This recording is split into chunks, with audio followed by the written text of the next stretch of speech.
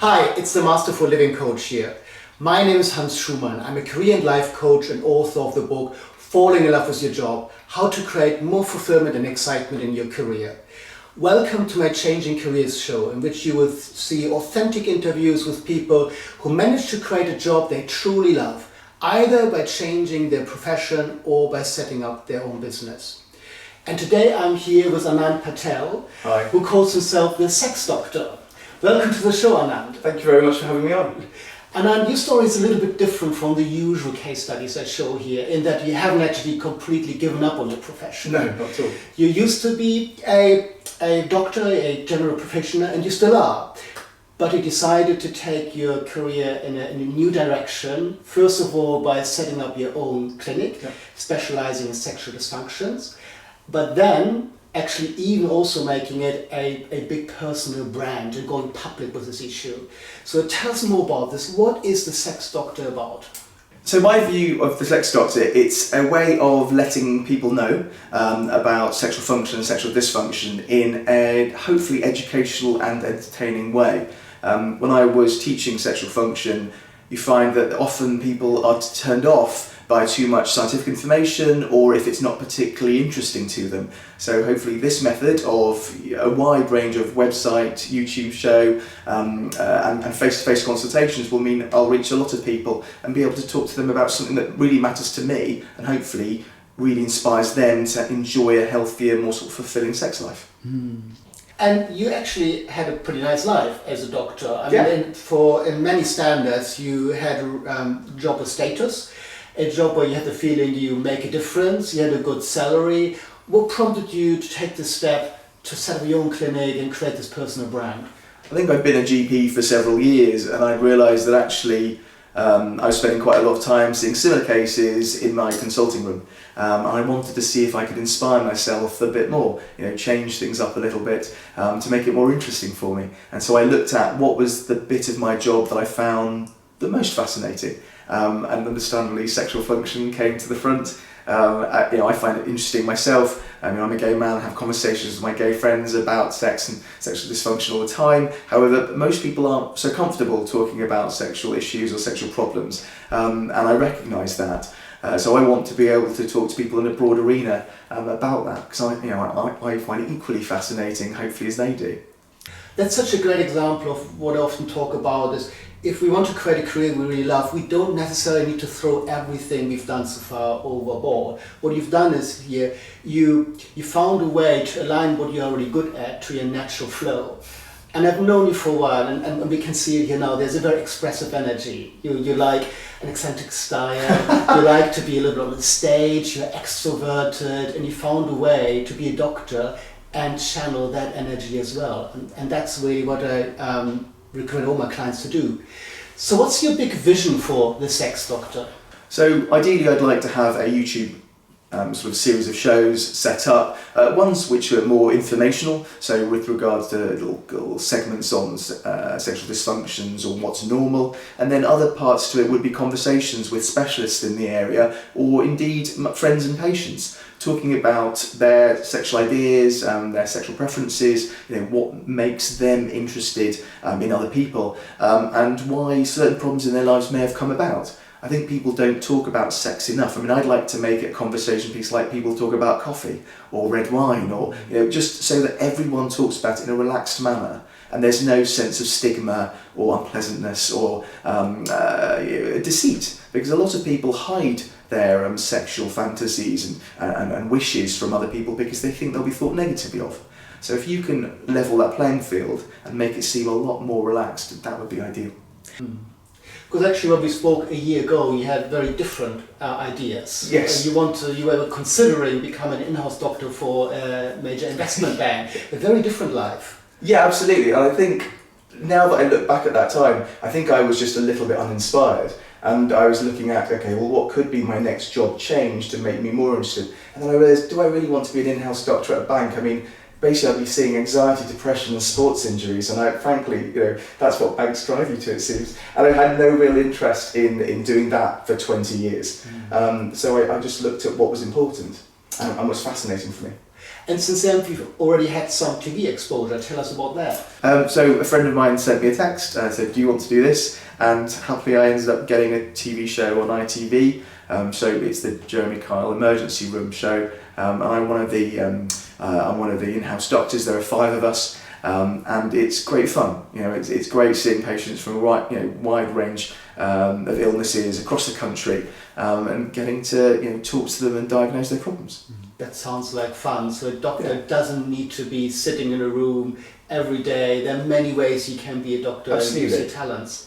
Yeah, I think some people feel that you become a doctor, and either you're a hospital doctor where you're a consultant wandering around wards or seeing patients in clinic, or you're a GP and you see patients in your room each day. And actually there is such broad range of the jobs that you can do out there, from all the way from a cruise doctor, which would be fascinating. I'd love to do something like that. Expedition medicine, being GP, where you see so many different conditions, or specialising.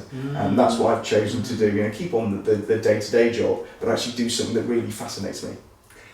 And the sex doctor, some people might say, okay, it's because sex sells well, it's getting attention. But knowing you also know that there is a more serious agenda behind it. Tell us a bit more about that.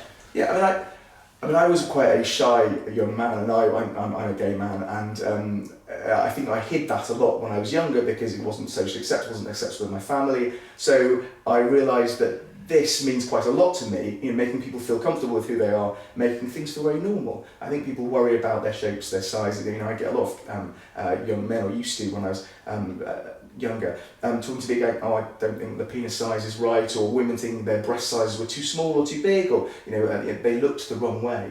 And trying to make people realise that actually body shape is so variable, and it's completely normal for it to be variable, and that not everyone looks the same. Not everyone is shaved and plucked like they are on screen. So I want to make people feel comfortable in their own skin, and also when they have got a real problem, so for example an erectile dysfunction due to diabetes, or they've got premature ejaculation, being able to talk to them in a way that is non-judgmental, fun, relaxed, but actually improves the situation. Because if you've got a problem, you want to be better. You want that to be solved. And there are lots of tricks that you can use medication-wise. You can use implements. You can use a variety of things that can get you sexually excited. And for some people, it's simply realising that actually they're not weird. There's nothing abnormal about them, or that actually they can access that sexual desire that they want. And there are a group of people that will embrace that. There are some people who've got more niche sexualities that they should be able to access that. So it's about making people feel comfortable with it. It's brilliant that you decided to go out there with that message. I mean, in my coaching practice, I've come across a number of men in their 40s who have sexual dysfunctions, and they've just accepted it. They learn to live with it, which on one hand is probably nice that they managed to do that, but on the other hand, it doesn't have to be like that. You can do something about it, but they've never taken the step to actually talk to somebody about it. And that's where you come in. I think that's absolutely right. It's people accepting that this is normal when you get older. That I can't do this now, so actually why not? Or our sex life is over, we're 50. You're going, well, actually no, not necessarily. Now for some people they might be very pleased they don't have to have sex anymore, but for other people it's a really important part of their relationship, or an important part of who they are. So I want to help them continue to do that. And what did you find, or still find, most challenging in your transition, both in setting up your own business and creating this personal brand? I think having so many ideas was the problem, because I could go for a website, or I could go for a clinic, or I could go for hopefully maybe a TV show, or maybe writing for a net doctor or something like that, or writing a book. Now, but all of those things are quite big, or at least they seem so from the start. And it was sort of talking to you and working through a sort of step-by-step process that you get to a website. Because it doesn't just happen out of nowhere. There are a series of things that you have to do to get there. And so doing that day by day, week by week, seeing there's a checklist that I've got to have completed, some homework that you would set me, that was really helpful, and going, okay, this is much more manageable now. I don't have to look at the end game quite so much all the time. I can actually focus on tasks, and that made things much more manageable and functional.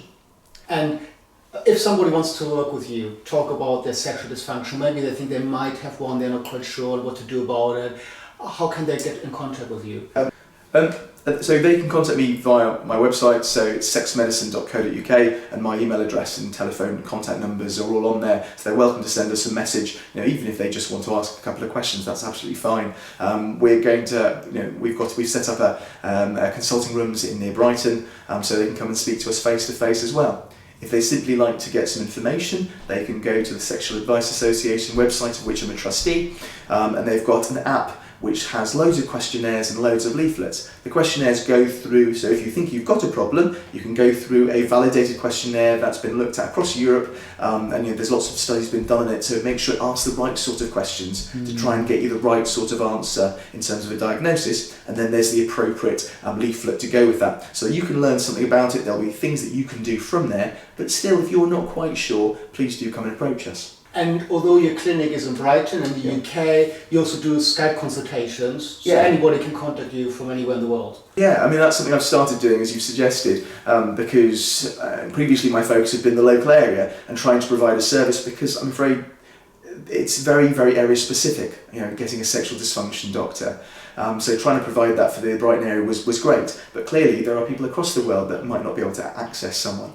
And the other issue is, the first part of a sexual dysfunction conversation can easily be done in your own home. The idea being you're much more comfortable with your environment, you don't have to come to a waiting room or a cold clinical room to discuss that. So yeah, it makes it much easier. So Anand, we're at the end of our time.